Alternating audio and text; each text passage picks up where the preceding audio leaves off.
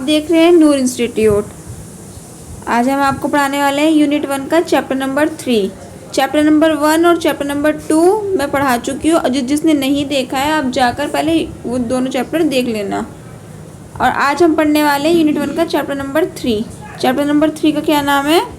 लोक प्रशासन का विकास। आज हम क्या पढ़ेंगे? लोक प्रशासन का विकास। लोक प्रशासन के विकास में क्या है अब वो देखते हैं। वर्तमान राज्यों में सरकार का प्रशासनिक कार्य बहुत अधिक बढ़ गया है। अंततः प्रशासनिक व्यवस्था और कार्य पद्धति का अध्ययन आवश्यक हो गया है। मतलब कि जो हमारा कार्य था, राज्यों के सरकार का कार्य था, वो अधिक हो गया, अधिक बढ़ गया है। तो जो प्रशासनिक व्यवस्था थी, उसकी कार्य पद्धति जो थी, उसका अध्ययन आवश्यक हो गया है। ओके।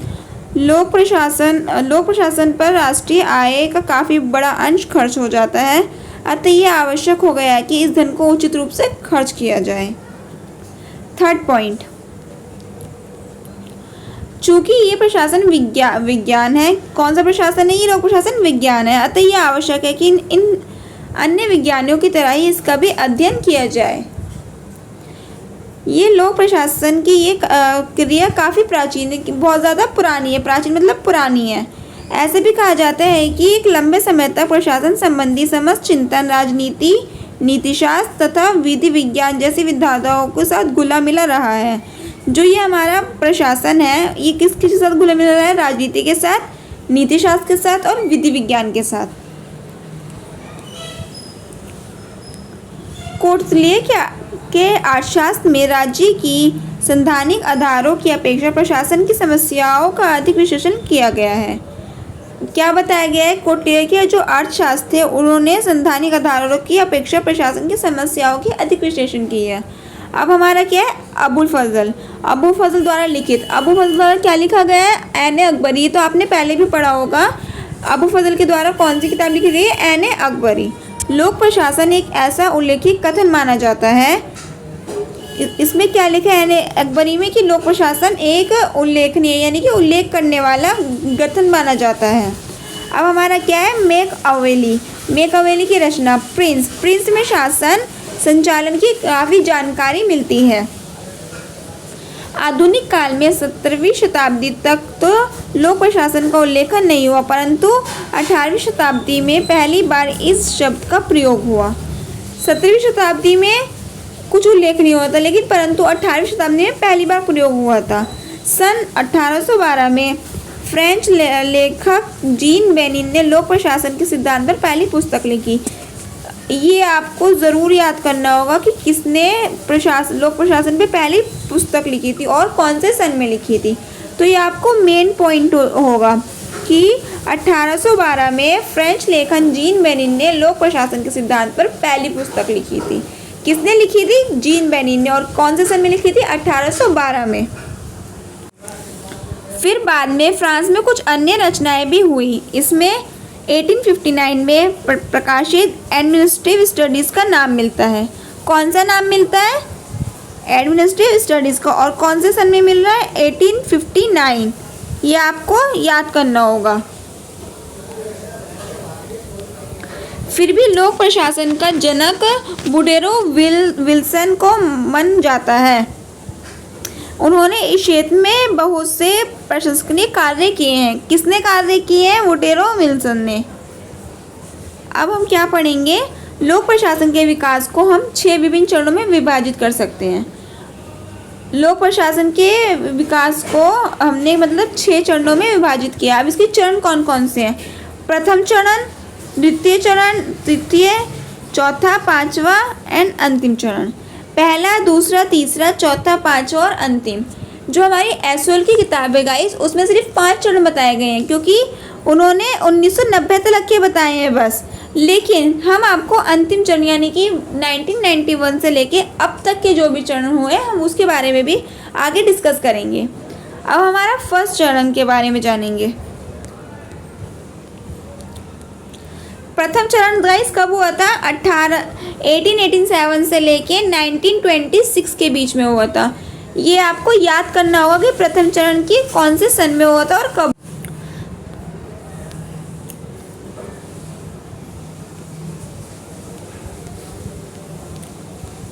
लोक प्रशासन का विकास का प्रारंभ पत्रिका एडमिनिस्ट्रेशन साइंस ऑफ क्वार्टरली में विल्सन के लेख the study of the administration, जो कि 1887 में प्रकाशित हुआ, के साथ शुरू हुआ।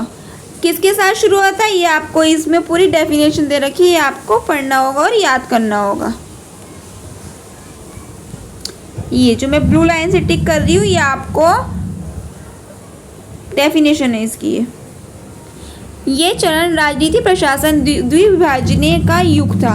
जो हमारे राजनीति में विभाजन हुआ था ना, द्विविभाजन हुआ था, उसका युग था। विल्सन ने इस लेखन में राजनीति व प्रशासन में अंतर बताते हुए कहा कि किसने बताया इस फर्स्ट चरण का, ये भी आपको पढ़ना होगा किसने कहा है और क्या कहा है। विल्सन ने कहा है फर्स्ट चरण में एक संविधान का निर्माण सरल है परंतु उसे चला बड़ा कठिन है। मतलब कि एक संविधान का निर्माण तो कोई भी कर सकता है लेकिन उसको चलाना बहुत डिफिकल्ट होता है। फॉर एग्जाम्पल आप कोई भी काम का शुरुआत कर सकते हो लेकिन उसको चलाओगे कैसे आगे, उसको आपको एक्सपीरियंस करना होगा ना पहले कि आप उसमें क्या करोगे, आगे क्या करना है, आपको क्या स्किल डेवलप करनी है उससे। उन्होंने प्रशासन को राजनीति से अलग रखने की सलाह दी। उन्होंने क्या बोला विल्सन ने कि प्रशासन राजनीति से अलग रहे तो बेटर है। इस विषय के यानी एक महत्वपूर्ण प्रणेता कोलंबिया विश्वविद्यालय के अध्यापक फ्रेड जे गुडनाव ने 19 में प्रकाशित अधिक पुस्तक राजनीति और प्रशासन में इन दोनों को भेद को समझने का प्रयास किया गया। उन्होंने तर्क दिया कि राजनीति राज्य की इच्छा नीतियाँ बनती हैं, कि उन्होंने क्या तर्क दिया था कि राजनीति राज्य की इच्छा नीतियाँ बनती हैं जबकि प्रशासन उन नीतियों का क्रियान्वयन करता है। जो राजनीति होती है वो तो नीतियाँ बनती हैं लेकिन जो प्रशासन है वो क्रियान्वित करता है उसको। इस दौरान स्थानीय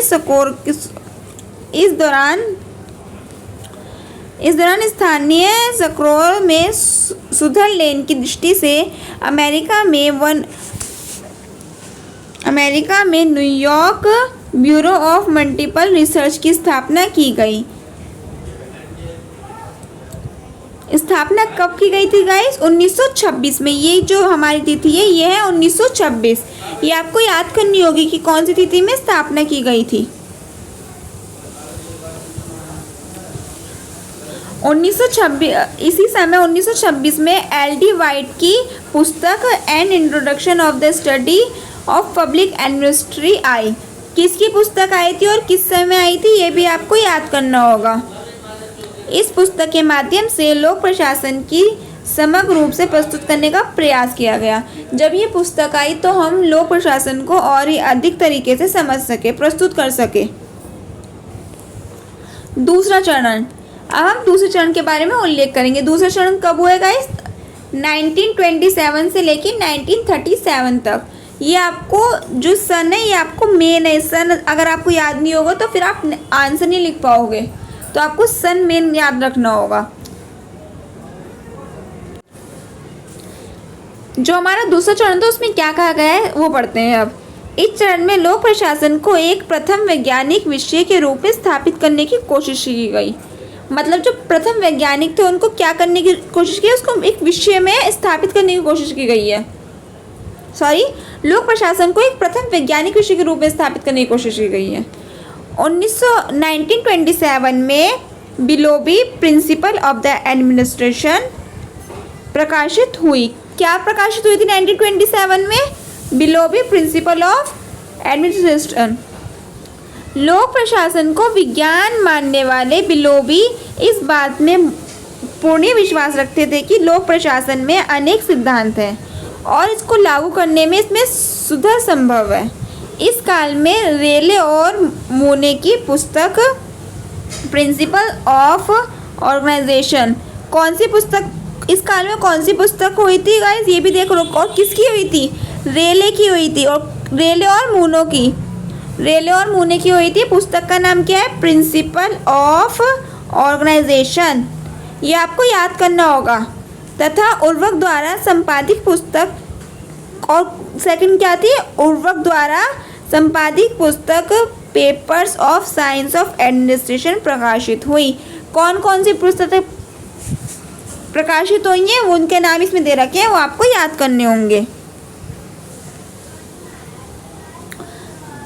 लूथर गुलेग द्वारा दिया गया पोस्टकोर्ब दृष्टिकोण प्रकाशन के कार्यों की व्याख्या का आधार बन गया है। किसके द्वारा और क्या दिया गया है वो ये रहा, आपको ये पढ़ना होगा। इस काल के सभी विद्वानों की मान्यता रही है कि प्रकाशन के सिद्धांत होने के कारण लोक प्रशासन एक विज्ञान है। इस काल में विद्वानों की मान्यता क्या रही है कि प्रकाशन के सिद्धांत होने के कारण लोक प्रशासन क्या है, एक विज्ञान है। एक विज्ञान बन गया अब यहाँ पे आके लोक प्रशासन। ये सभी क्षेत्रों में लागू होता है, चाहे वे निजी हो या सार्वजनिक हो। सेकंड हमारे चरण में क्या बताया गया है, मेन टॉपिक ये है गाइस, देख लो क्या है। ये सभी क्षेत्रों में लागू होता है कि चाहे वे निजी हो या सार्वजनिक हो, उसमें लोक प्रशासन का सिद्धांत होना ही इम्पोर्टेंट है। अब हमारा तीसरा चरण कब हुआ था, 1938 से लेके 1947 तक। सर मैं बार बार कह रही हूँ गाइस, ये आपको सन याद होना मेन टॉपिक है, सन ज़रूर याद होना चाहिए। तो तीसरा चरण कब हुआ था, 1938 से लेके 1947 तक। अगर आप सन गलत लिख दोगे एग्ज़ाम में तो आपका अगर पूरा आंसर भी ठीक है तो वो गलत हो जाएगा, तो आपको सन याद होना ज़रूरी है। लोक प्रशासन के तीसरे चरण का विकास दूसरे चरण के सिद्धांतों की प्रतिक्रिया के रूप में हुआ। जो हमारा सेकंड चरण हुआ था उसकी प्रतिक्रिया के रूप में हमारा थर्ड चरण का सिद्धांत हुआ। प्रकाशन के सैद्धांतिक आधार को चुनौती दी गई और उनके विचारकों ने इस दृष्टिकोण का खंडन कर व्यवहारवादी दृष्टिकोण पर बल दिया। इन संदर्भ में एल्टन मेयो का मानव व्यवहार सिद्धांत का महत्वपूर्ण योगदान रहा। थर्ड चरण में किसका योगदान है, आप देख लो, एल्टन मेयो का मानव व्यवहार सिद्धांत का महत्वपूर्ण योगदान है। मेयो ने इस बात पर बल दिया कि लोक प्रशासन मानवीय तथ्यों तथा संबंधित होना चाहिए, कि लोक प्रशासन किस में होना चाहिए, मानवीय तत्वों में। इसी प्रकार चेस्टर बर्नार्ड, रॉबर्ट डायल और हर्बर्ट साइमन आदि विद्वानों ने लोक प्रशासन के विज्ञान होने का खंडन किया। अब ये सारे विद्वान क्या बोल रहे हैं कि लोक प्रशासन एक विज्ञान के रूप में है। चेस्टर ने अपनी पुस्तक में संगठित विश्लेषण हेतु मनोवैज्ञानिक और व्यवहार पर आश्रित उपकरणों पर बल दिया। साइमन ने 1936 में अपना लेख में अपने विचार रखे और लोक प्रशासन के वैज्ञानिक होने का खंडन किया। अब हमारा है फोर्थ चरण। चौथा चरण में क्या है गाइस, और चौथा चरण कब लागू हुआ था, 1948 से लेके 1970 तक। 1948 से लेके 1970 तक हमारा फोर्थ चरण रहा था। फोर्थ चरण में क्या है, लोक प्रशासन के इस युग को पहचानकर संकट कहा जाता है। लोक प्रशासन के इस युग को पहचान कर संकट कहा जाता है। फोर्थ युग को क्या बोला गया है, पहचान का संकट। इस काल में लोक प्रशासन के सार्वजनिक सिद्धांतों को अस्तित्व को चुनौती मिल रही है। किसको चुनौती मिल रही है, सार्वजनिक सिद्धांतों को, जिससे इसको अपना अस्तित्व बचने का संकट आ गया है, अस्तित्व बचाने का संकट आ गया है फोर्थ चरण में। इस दौर में प्रशासन और राजनीति विज्ञान के बीच अवधारणात्मक संबंध स्थापित हुए। कौन से संबंध स्थापित हुए ये भी आप देखो, अवधारणात्मक संबंध। अब एक विद्वान है ये एम मोफेन ने टिप्पणी की, विद्वान है ये, एक विद्वान ने क्या बोला है, अब सुनो। लोक प्रशासन वृद्ध अवस्था में आ गया है और खतरनाक परिस्थिति से गुजर रहा है। वृद्ध अवस्था तो आपको पता ही है कौन सी अवस्था होती है, बूढ़ी, जो हम बूढ़े हो जाते हैं उसको बोलते हैं वृद्ध अवस्था। अब एम मोफेन ने अपनी टिप्पणी में क्या लिखा है कि लोक प्रशासन क्या हो गया है, वृद्ध अवस्था हो गया, यानी कि वो बूढ़ा हो चुका है और उसकी स्थिति क्या है, परिस्थिति बहुत खतरनाक हो चुकी है। अब हमारा नेक्स्ट विद्वान है, उन्होंने क्या बोला है, मोर्टेन विद्वान ने क्या बोला है, विचार क्या किया है, ये देखिए। लोक प्रशासन जहां 10 वर्षों पहले विशालकाय युवा अवस्था में था, अब एक क्षेत्र के रूप में उसका वाष्पीकरण हो रहा है। मतलब जो वो 10 सालों पहले था वो बहुत ही विशाल था, यानी कि बहुत अच्छा था, पावरफुल था, लेकिन अब वो धीरे धीरे करके ख़त्म हो रहा है, धीरे धीरे करके वो वाष्पीकरण हो रहा है, उसका खात्मा हो रहा है। वाष्पीकरण मतलब खात्मा हो रहा है। इस दौरान लोक प्रशासन का प्रबंधकीय विज्ञान के ओर आकर्षित हुआ। 1956 में एडमिनिस्ट्रेशन साइंस ऑफ कंट्रोलिंग नामक पत्रिका में प्रकाशन के साथ ही लोक प्रशासन एक बार फिर अपने फोकस पर आ गया। अब उसका फोकस फिर से बनने लगा। अब फिर ये अपने कार्य, तकनीक और अध्ययन पर बल देने लगा। अब लोक प्रशासन किस पे ज़्यादा बल दिया? तकनीक पर और कार्य पर। इस दौरान अमेरिका के तात्कालिक सरकार ने संस्थागत अध्ययन करते हुए लोक प्रशासन की समस्याओं पर प्रोसी हन्नी के नेतृत्व में एक समिति गठन किया। किसके ऊपर गठन किया था? किसके नेतृत्व में गठन किया था? प्रोसी हन्नी के। 1967 में फिलाडेल्फिया सम्मेलन आयोजित हुआ। कब हुआ था? 1967 में। और क्या हुआ था?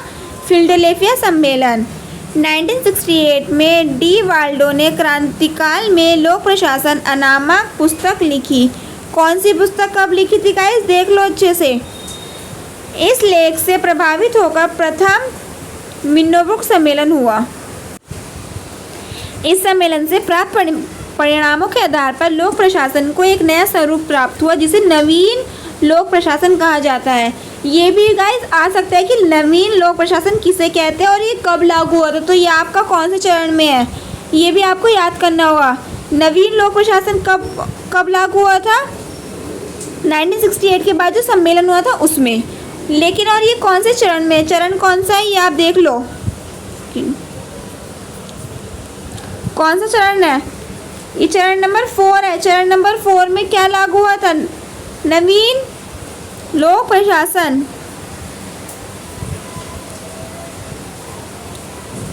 अब हमारा आता है 5वां चरण। 5वां चरण में हमें क्या पढ़ेंगे? देखिए 5वां चरण कब से कब तक था? 1970 से लेके 1990 तक। 1970 से लेके 1990 तक कौन सा चरण था? 5वां चरण।